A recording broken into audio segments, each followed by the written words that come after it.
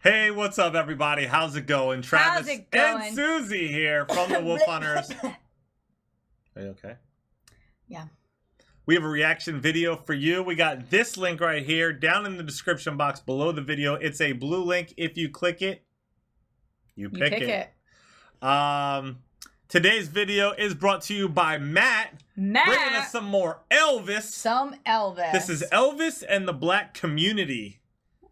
Matt says, hi guys, I think this will give you some more insight into the challenges back when Elvis Presley was starting out. I don't think people realize how confronting he had it.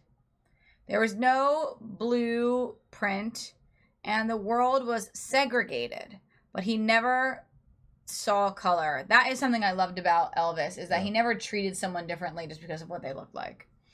Well, according to the movie, he grew up in that whole culture. In the gospel community. Yeah. Just predominantly African American He was into all types of music, but grew up dirt poor in Tupelo, which was a black community. To do what he did in that time took guts. It wasn't American Idol. He took some harsh feedback in a society determined to suppress it. Enjoy. I think you'll get some newfound respect. Plus, this dispels the rumors that are so wrong about him stealing black music and even being a racist. He was just like you two, a stand-up guy. Cheers, Matt. Thank you, Matt. Thanks, appreciate Matt. You. Yeah, that was really kind. Yeah. Yeah, I mean, in any clip or any kind of what's it called, character interview that you hear, you always hear that he was just super kind and caring, and that, you know, he treated everyone like that. Didn't matter what you looked like or how old you were or anything like that. So I like that about Elvis. Yeah. Let's do it. Let's do it. Hit the like button and subscribe.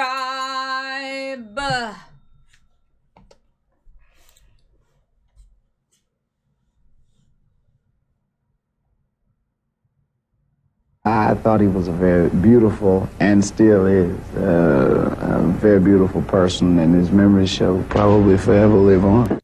Well, you ain't nothing but a rabbit. You ain't no friend of mine. There is no room in this city for the vulgar performances of Elvis Presley. It's shocking. I watched him gyrate his legs and swivel his hips. And our parent-teachers group feels he should not be on television. We've set up a 20-man committee to do away with this vulgar, animalistic rock and roll bop. Our committee will check with the restaurant owners and the cafes to see what Presley records is on their machines, and then ask them to do away with them. You've learned anything from the criticism leveled at you? No, I haven't. You haven't, huh? Because I don't feel that I'm doing anything wrong. You ain't nothing but a hound. That is so awesome. That is brave and stand up. You know what? It's wild to see interviews like that and think that they're real. Yeah. Like when I see them, I'm so far removed from that, you know, way of thinking or that time. That, like, when I see it, I literally am like, oh, that's not real. Yeah. But it absolutely was real, you know? And it's just like it just blows my mind that rhetoric and way of thinking, you know, was so normal for people. Yeah, it's interesting to think too that like in the note how it's saying some perspectives of Elvis was racist, like not being called a racist himself. Meanwhile, he's going through a lot of similar struggles as the black community, where he is now being kind of like discriminated against and segregated and pressed down. Yeah, all these absolutely. things, you know, being called names. Even in this scene, it was called the N-word, you know? Wild. Yeah, and that like took me back. Yeah. and then thinking my impression is kind of bridging a gap. You know, he's kind of treading through a lot of the ugly and taking the heat, but it's actually in the end is really bringing people together. I think that's hopefully his. Yeah. What he was thinking was, you know, someone's got to stand up for this. This is wild. Yeah. You know. Yeah, I don't know if he did it on purpose or not, or it's just how it went, but whew. It's that's difficult for everyone. Yeah. Gosh.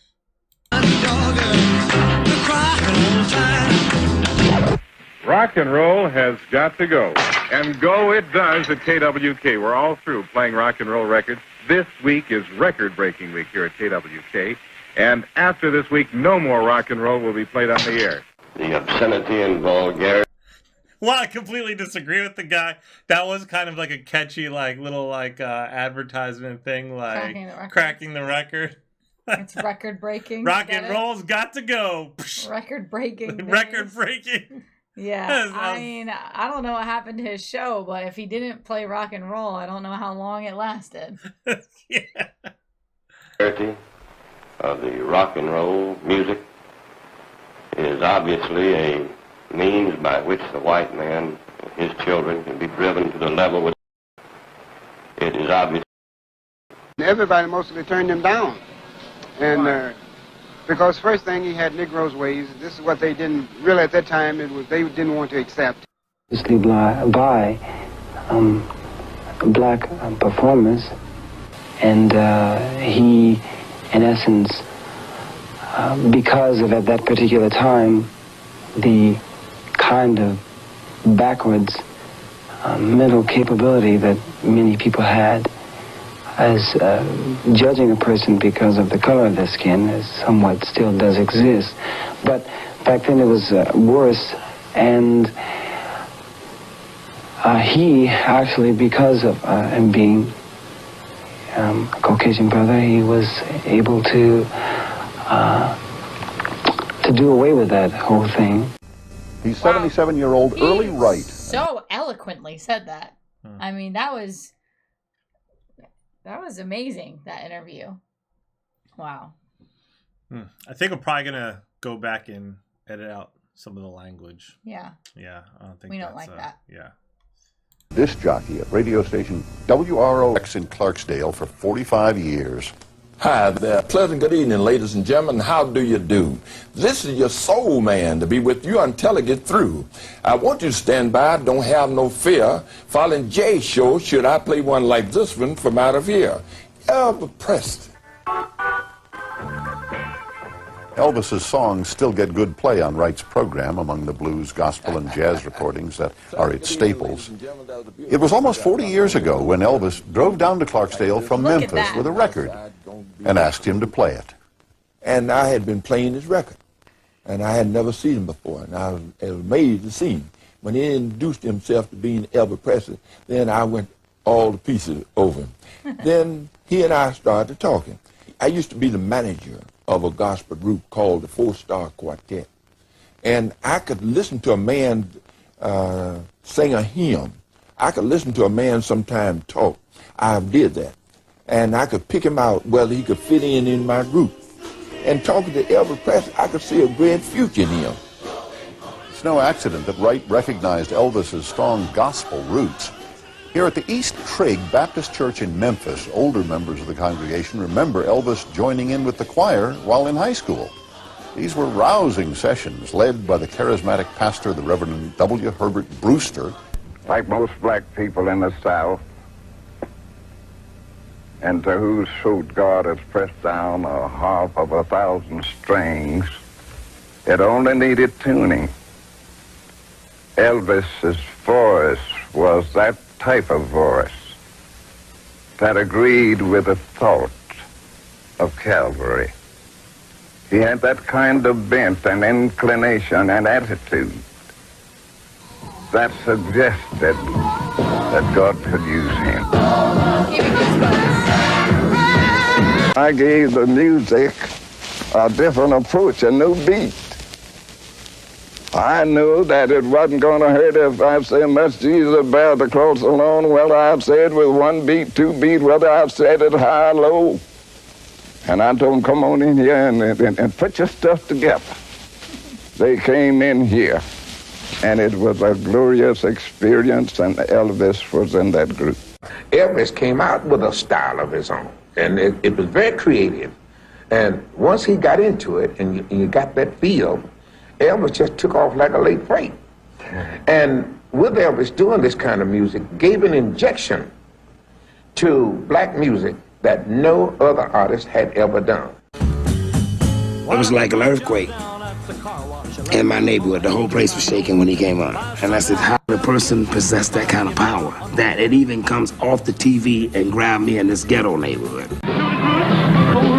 Elvis took my Tutti Frutti, and I was very disgusted. But by him singing it, he really made it bigger and made me bigger. During those days, if it was a white artist doing something, they would...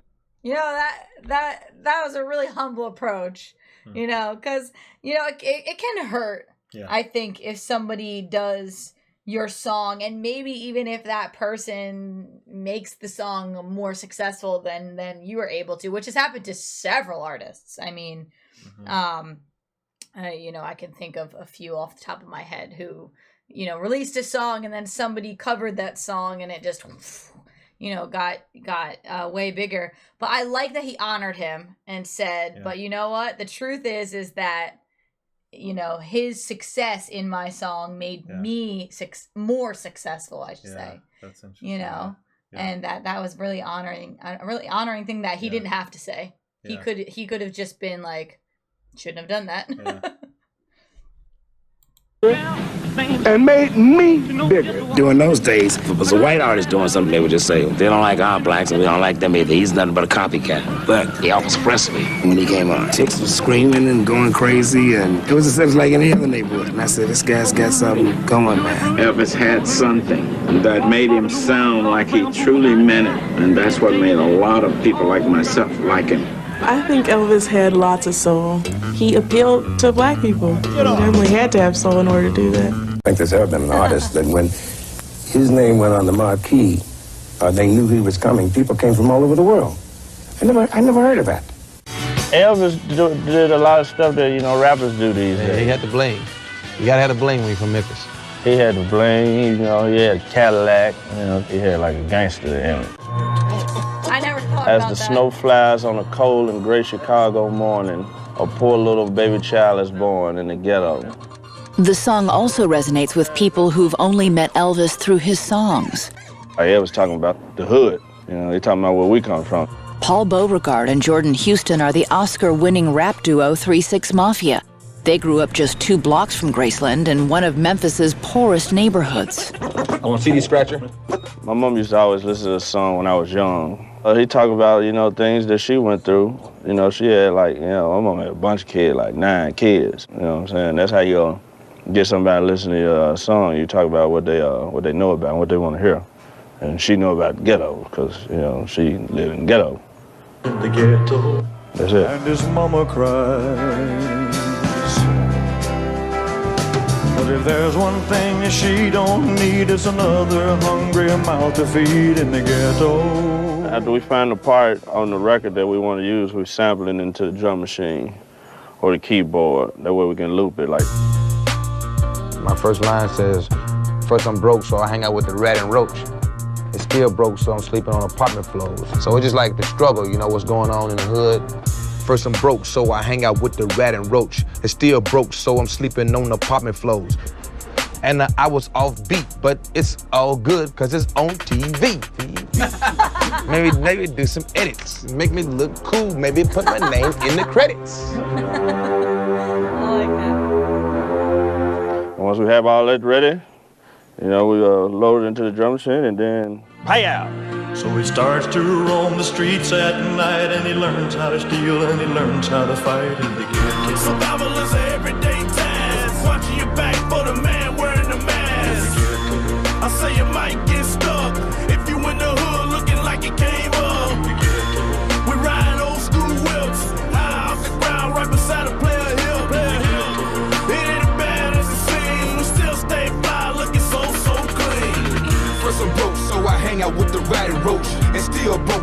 sleeping on apartment floors. The junkies get up, kick when they smoke the brick.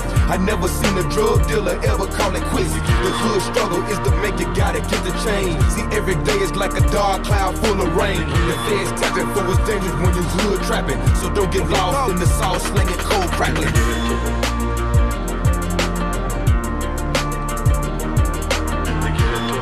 So help your brother along the way, no matter where he starts. For the same God that made you, made him too. These men with broken hearts.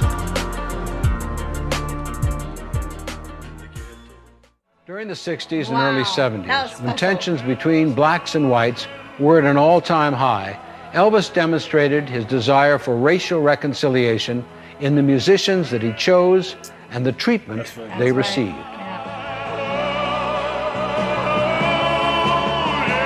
And he had the best, man. Oh, my. When we first decided to take the gig with Elvis, we had no idea that there would be any racial flack regarding it. Our first racial encounter was when we went to Texas. Elvis was told by his people that, well, you can leave the black girls home. You don't have to bring them. So Elvis wasn't going to do the Astrodome unless his girls could be with him. And he demanded that we be given the star treatment. We had to be in our convertible where everybody could see us, and our little blonde could drive us. And Pave it away. That was his statement. You don't like it? Deal with it, or I'm not going to be there. And I thought that was very big of him. When I joined the group in 1970, he was very purposeful. That's what I'm learning from this. Yeah, that's And he wasn't aggressive. Yes. He was just like, no, I'm not standing for that. Yeah. I'm not going to enable your poor behavior for any amount of money or whatever. I'm not going to do it. That's not right. And that is amazing. 1972, they took a big chance because there were no blacks in contemporary or Southern gospel music, and I was the first one, and it made all the headlines and everything. It was in Billboard and all the newspapers in Tennessee. And my first time meeting Elvis he had a folder full of clippings of things that he had read about me. As a matter of fact, the Imperials brought me to his suite, and he gave me this folder with all the clippings, and he personally welcomed me into the family. And for a guy who, didn't really know where he stood, this was very important that he acknowledged my presence and, made me feel very much a part of what we were all doing. And right away, he treated me like he'd known me for years. He gave me one of those TCB chains and everything, and I was just one of the guys, and I never forgot that. And I'd been around him with other people of color, and I've only seen him give love. He was very generous to people that he didn't even know. You didn't have to be of any racial persuasion for him to love you. And you know how rumors get started when there's a big star or something. The people will start rumors. Well, he doesn't like this kind of people, or he doesn't like those people or that people. And I never got that from him. But Elvis is a whole nother thing. I think it's scary to even be compared to people in that, like, Me too. Because he's such a big talent, and in his absence, of course he's bigger than in his presence. And music marks time, so in this time period, what Elvis was to his period would be something totally different. But I think rock and roll, what he brought to Vegas is more than rock and roll. I think it's just so much going on out here on the entertainment front. Like right now, you'll see the likes of Celine Dion and Tony Braxton. It's a lot going out here. As far as rock and roll is concerned, it's great. Elvis Presley was able to do things that haven't been able to be duplicated to this day. That's true. Black American music influenced Elvis.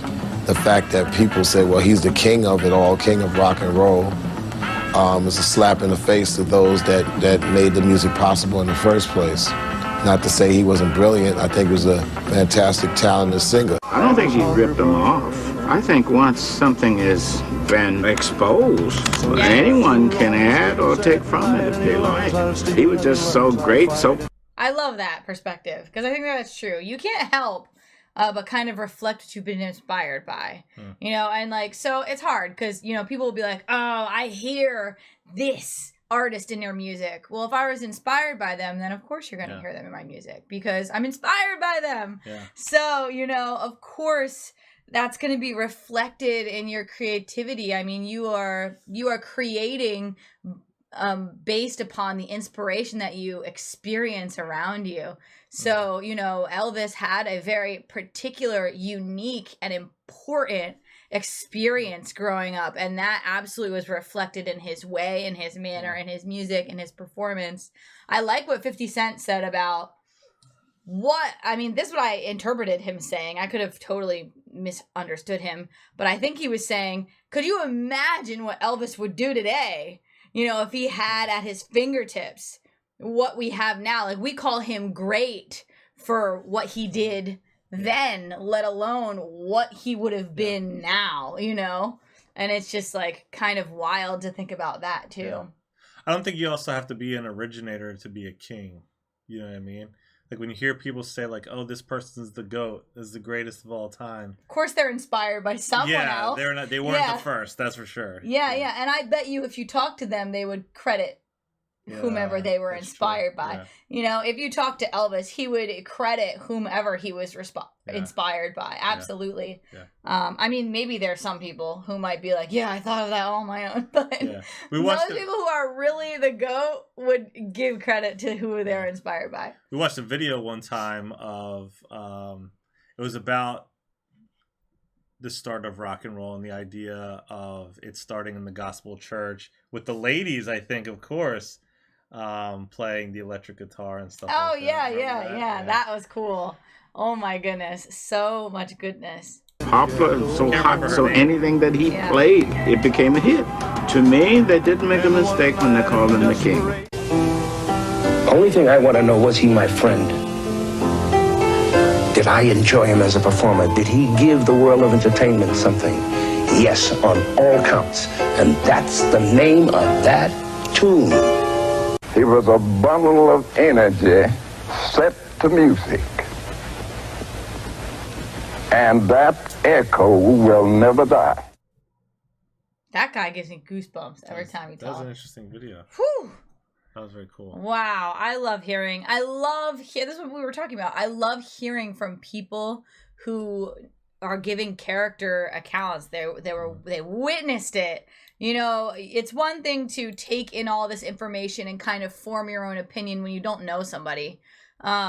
That's with anyone who's still even alive today. If you don't know them personally, then you're forming your opinion based on what you've seen, what you've heard, what people have said, you know, but if you don't really know them personally, you know, it's hard to really form a solid opinion. So the more that you hear, obviously I can't meet Elvis. But the more that you hear from firsthand accounts from people who experienced him personally, you know, that's the best kind of opinions that you can, you know, gather together. So that was just really cool to see. Thank you so much for that one. Thank you guys for hanging out. If you enjoyed hanging out, like and subscribe. If you want to request your own personal reaction video, find that link in the description box below the video.